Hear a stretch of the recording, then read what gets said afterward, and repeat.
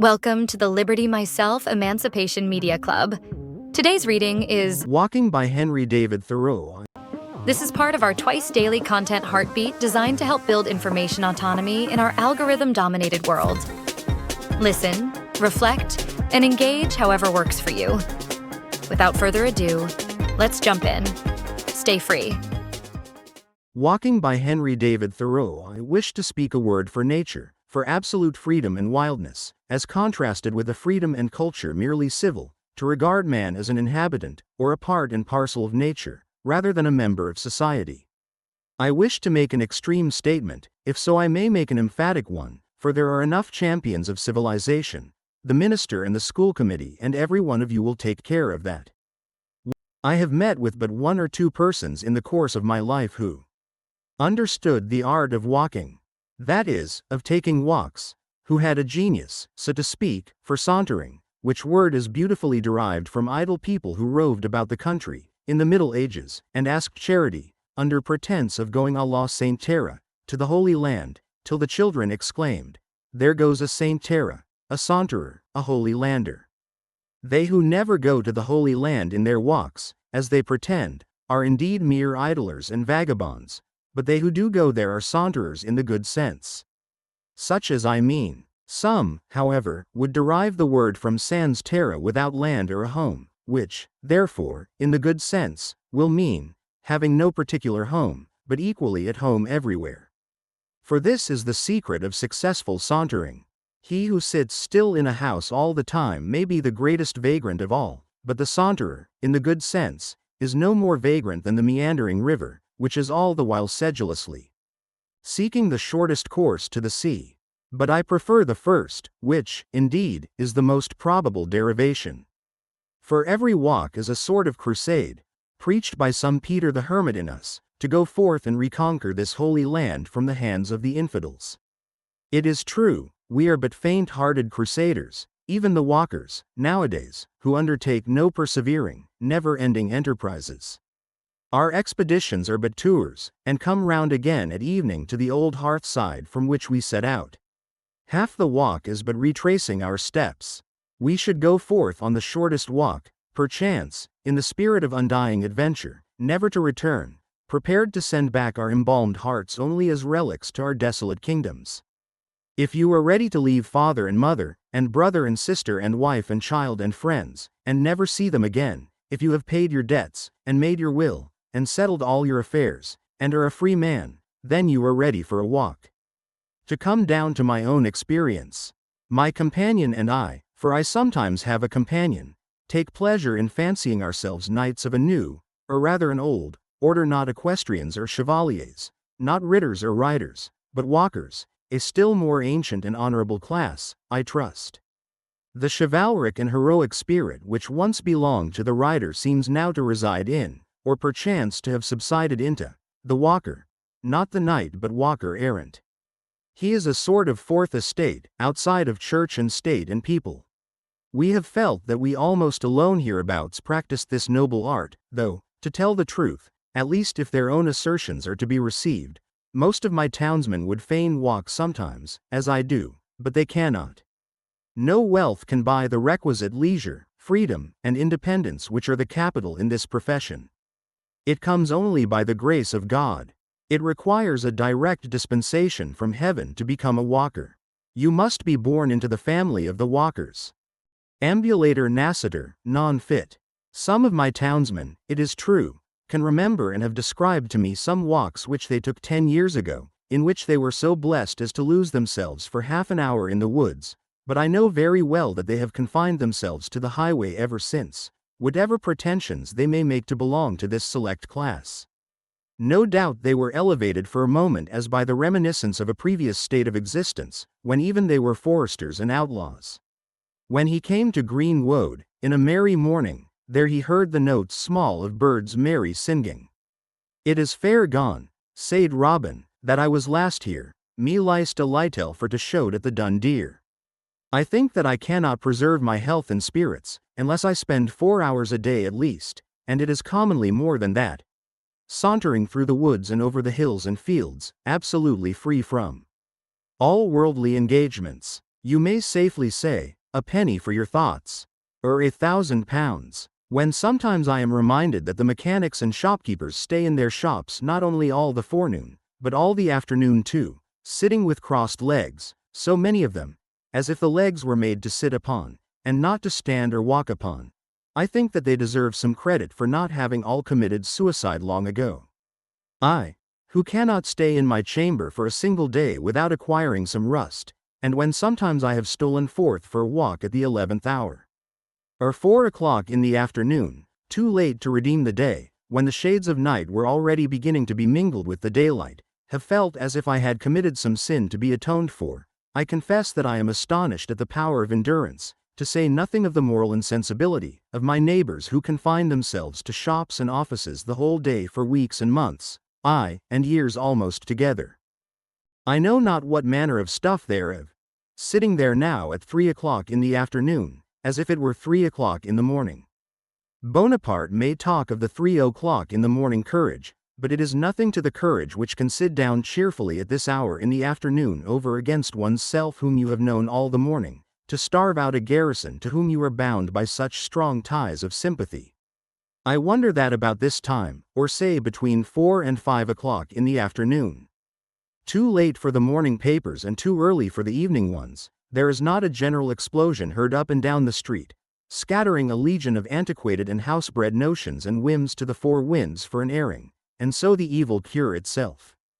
How womankind, who are confined to the house still more than men, stand it I do not know, but I have ground to suspect that most of them do not stand it at all. When, early in a summer afternoon, we have been shaking the dust of the village from the skirts of our garments, making haste past those houses with purely Doric or Gothic fronts, which have such an air of repose about them, my companion whispers that probably about these times their occupants are all gone to bed. Then it is that I appreciate the beauty and the glory of architecture, which itself never turns in, but forever stands out and erect, keeping watch over the slumberers. No doubt temperament, and, above all, age have a good deal to do with it. As a man grows older, his ability to sit still and follow indoor occupations increases. He grows vespertinal in his habits as the evening of life approaches, till at last he comes forth only just before sundown, and gets all the walk that he requires in half an hour. But the walking of which I speak has nothing in it akin to taking exercise, as it is called, as the sick take medicine at stated hours, as the swinging of dumbbells or chairs, but as itself the enterprise and adventure of the day. If you would get exercise, go in search of the springs of life. Think of a man swinging dumbbells for his health, when those springs are bubbling up in far-off pastures unsought by him. Moreover, you must walk like a camel, which is said to be the only beast which ruminates when walking. When a traveler asked Wordsworth's servant to show him her master's study, she answered, "Here is his library, but his study is out of doors." Living much out of doors, in the sun and wind, will no doubt produce a certain roughness of character, will cause a thicker cuticle to grow over some of the finer qualities of our nature, as on the face and hands, or as severe manual labor robs the hands of some of their delicacy of touch. So staying in the house, on the other hand, may produce a softness and smoothness, not to say thinness of skin, accompanied by an increased sensibility to certain impressions. Perhaps we should be more susceptible to some influences important to our intellectual and moral growth, if the sun had shone and the wind blown on us a little less, and no doubt it is a nice matter to proportion rightly the thick and thin skin. But methinks that as a scurf that will fall off fast enough, that the natural remedy is to be found in the proportion which the night bears to the day, the winter to the summer, thought to experience. There will be so much the more air and sunshine in our thoughts. The callous palms of the laborer are conversant with finer tissues of self-respect and heroism, whose touch thrills the heart, than the languid fingers of idleness. That is mere sentimentality that lies abed by day and thinks itself white. Far from the tan and callous of experience. When we walk, we naturally go to the fields and woods. What would become of us, if we walked only in a garden or a mall? Even some sects of philosophers have felt the necessity of importing the woods to themselves, since they did not go to the woods. They planted groves and walks of platanes, where they took subdialis ambulationes in porticos open to the air, Of course, it is of no use to direct our steps to the woods, if they do not carry us thither. I am alarmed when it happens that I have walked a mile into the woods bodily, without getting there in spirit. In my afternoon walk I would fain forget all my morning occupations and my obligations to society. But it sometimes happens that I cannot easily shake off the village. The thought of some work will run in my head and I am not where my body is, I am out of my senses. In my walks I would fain return to my senses. What business have I in the woods, if I am thinking of something out of the woods? I suspect myself, and cannot help a shudder when I find myself so implicated even in what are called good works, for this may sometimes happen. My vicinity affords many good walks, and though for so many years I have walked almost every day, and sometimes for several days together, I have not yet exhausted them. An absolutely new prospect is a great happiness. And I can still get this any afternoon. 2 or 3 hours walking will carry me to as strange a country as I expect ever to see. A single farmhouse which I had not seen before is sometimes as good as the dominions of the king of Dahomey. There is in fact a sort of harmony discoverable between the capabilities of the landscape within a circle of 10 miles radius, or the limits of an afternoon walk, and the 70 years and 10 of human life. It will never become quite familiar to you. Nowadays almost all man's improvements, so-called, as the building of houses and the cutting down of the forest and of all large trees, simply deform the landscape, and make it more and more tame and cheap. A people who would begin by burning the fences and let the forest stand. I saw the fences half consumed, their ends lost in the middle of the prairie, and some worldly miser with a surveyor looking after his bounds, while heaven had taken place around him, and he did not see the angels going to and fro, but was looking for an old post hole in the midst of paradise. I looked again, and saw him standing in the middle of a boggy Stygian fen, surrounded by devils, and he had found his bounds without a doubt. 3 little stones, where a stake had been driven, and looking nearer, I saw that the Prince of Darkness was his surveyor. I can easily walk 10, 15, 20, any number of miles, commencing at my own door, without going by any house, without crossing a road except where the fox and the mink do, first along by the river, and then the brook, and then the meadow and the wood side. There are square miles in my vicinity which have no inhabitant. From many a hill I can see civilization and the abodes of man afar. The farmers and their works are scarcely more obvious than woodchucks and their burrows. Man and his affairs, church and state and school, trade and commerce, and manufactures and agriculture, even politics, the most alarming of them all, I am pleased to see how little space they occupy in the landscape. Politics is but a narrow field, and that still narrower highway yonder leads to it. I sometimes direct the traveler thither.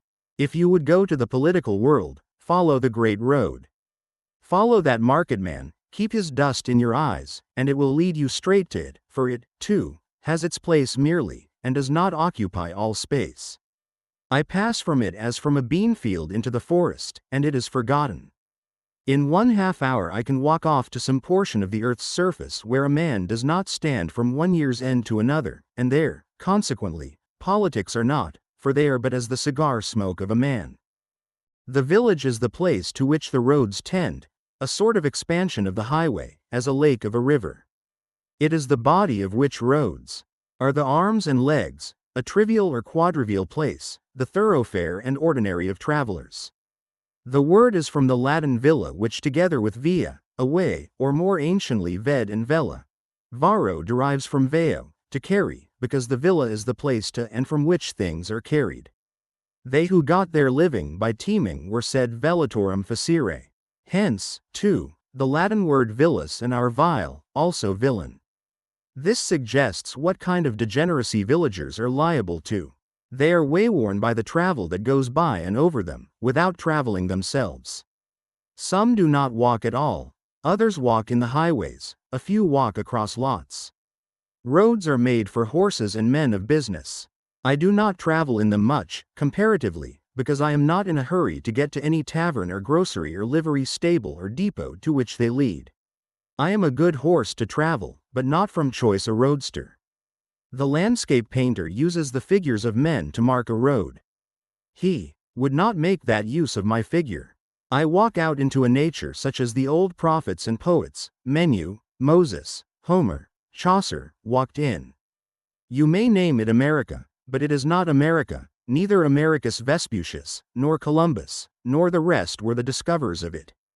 There is a truer amount of it in mythology than in any history of America, so-called, that I have seen. However, there are a few old roads that may be trodden with profit, as if they led somewhere now that they are nearly discontinued. There is the old Marlborough Road, which does not go to Marlborough now, methinks, unless that is Marlborough where it carries me. I am the bolder to speak of it here, because I presume that there are one or two such roads in every town. To enjoy a thing exclusively is commonly to exclude yourself from the true enjoyment of it. Let us improve our opportunities, then, before the evil days come. What is it that makes it so hard? Sometimes to determine whither we will walk? I believe that there is a subtle magnetism in nature, which, if we unconsciously yield to it, will direct us aright. It is not indifferent to us which way we walk. There is a right way, but we are very liable from heedlessness and stupidity to take the wrong one.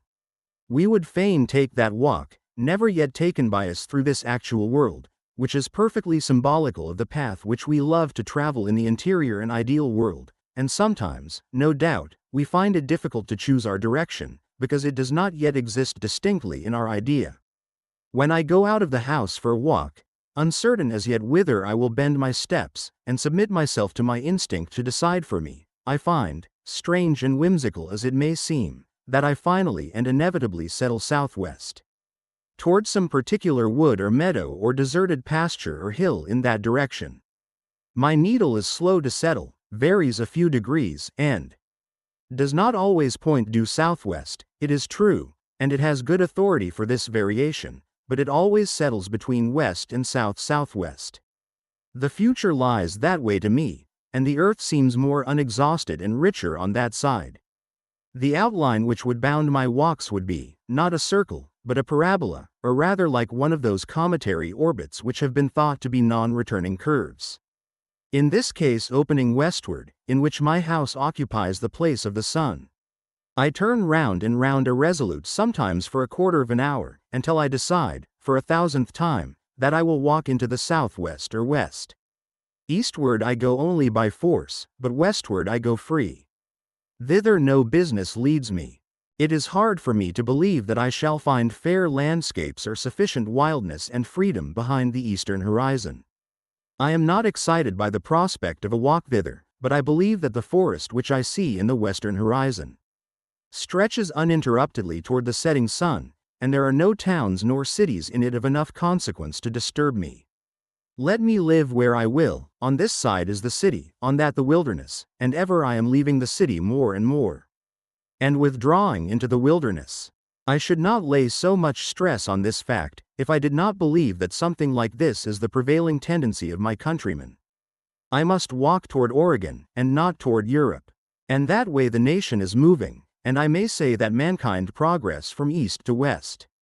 Within a few years we have witnessed the phenomenon of a southeastward migration, in the settlement of Australia, but this affects us as a retrograde movement, and, judging from the moral and physical character of the first generation of Australians, has not yet proved a successful experiment. The Eastern Tartars think that there is nothing west beyond Thibet. The world ends there, say they, beyond there is nothing but a shoreless sea. It is unmitigated east where they live. Here's the question for this story. In what ways do you disconnect from daily responsibilities to reconnect with nature, and how does that time affect your mindset or well-being? This has been an EMC reading from Liberty Myself. To learn more about our project to create decentralized media alternatives, visit libertymyself.com. By creating Liberty Myself, we create liberty for all.